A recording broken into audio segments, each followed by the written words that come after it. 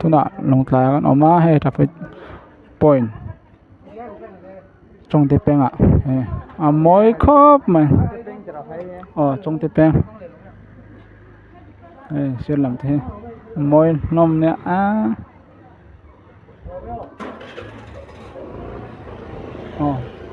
hay quá vậy ăn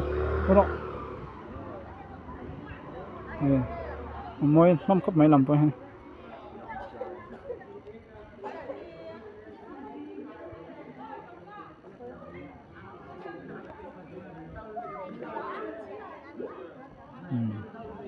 chen chen cho chen về đông cái chen biết đâu ha in tới bốc kia nó năm khóc mà làm anh con lẻng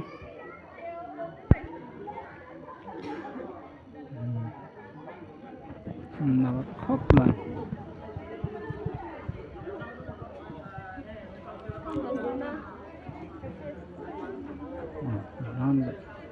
làm trăng hơn về lẻng lại chỗ mối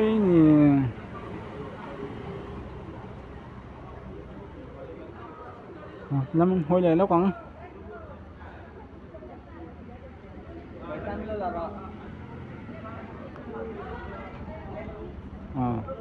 số mà căn lẻng hết tiền làm bôi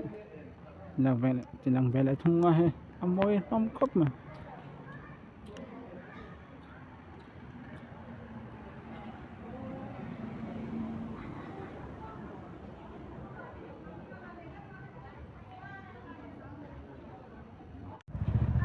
nó chung đâu cả đà để cho nó mà bác em lên được không chính là vừa đàn cái lống này có lốc chẳng lùng tay có chung rắn lắm mà hay rắn lẻ mét cái ai cho xính khóc mày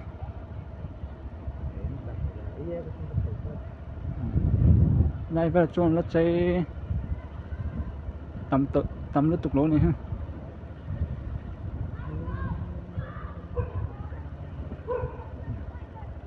từ nay anh chơi na hàng sang con nào nấu là lấy áo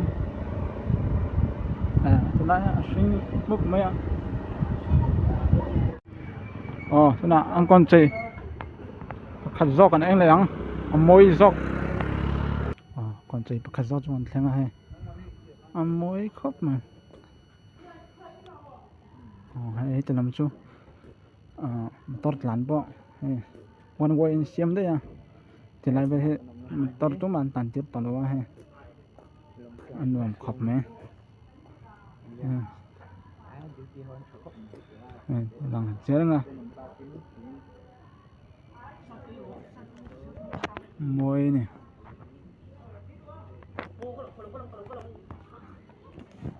thấy dễ lắm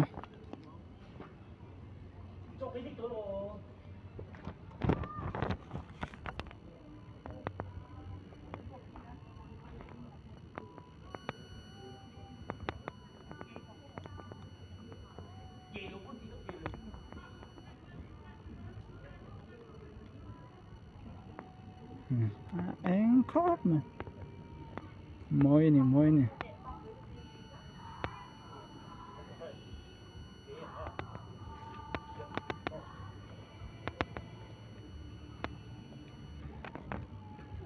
môi khóc mà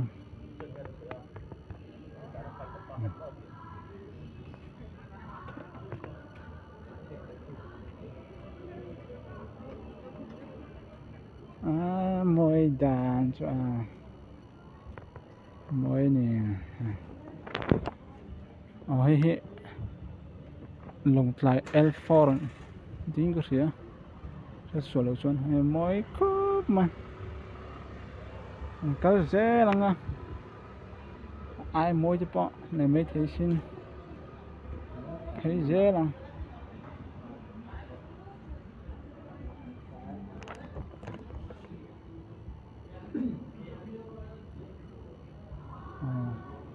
dẫn cho mà đâu vắng nghe nè nó sሪ về nè mình tắm nước tục lâu mỗi khóm anh phá mấy này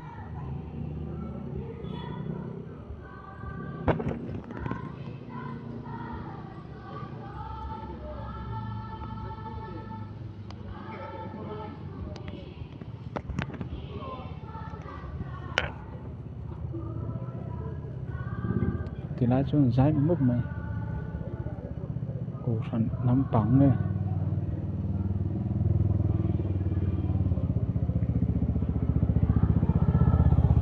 quay đây lóc tiếng mỗi tụi ba chuyển những thể đâu này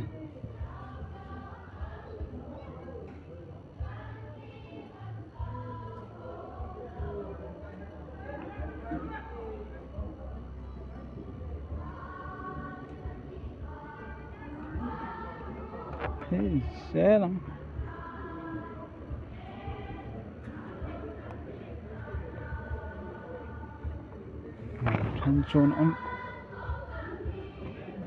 chân trôn ôm về trong tổ ha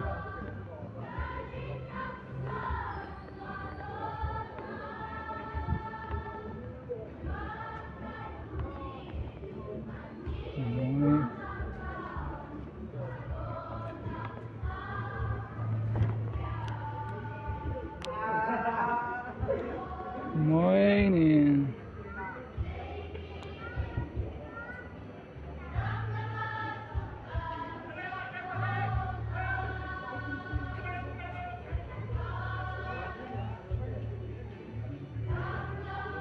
hay thì lại thêm chơi này là xong anh trái nó bằng hồ anh trái mỗi khớp mà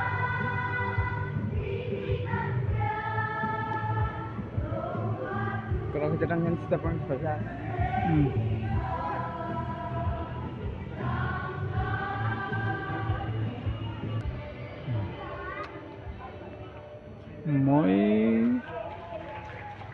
mỗi chỉ là chút sưởi ngày năm rồi nó ám nè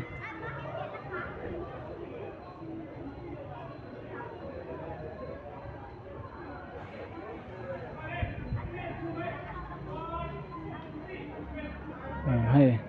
thành công thì bỏ sẵn vất trầu về ăn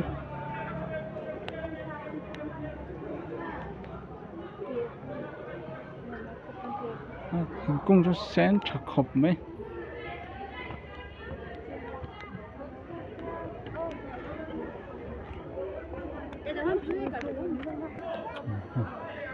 thành công sen đâu cả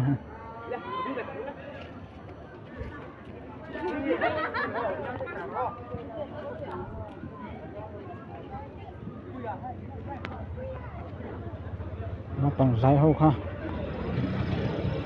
em về dối tiếng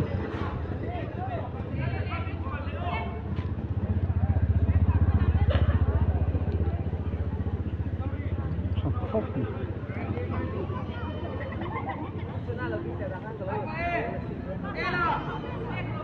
bằng dài hậu ha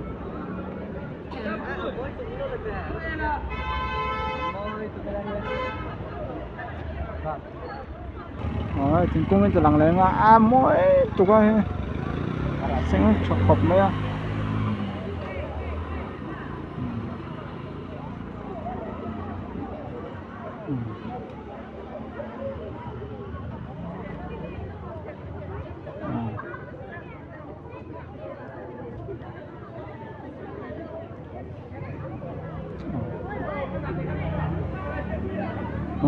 lồng tay nó la không thì lằng vé nghe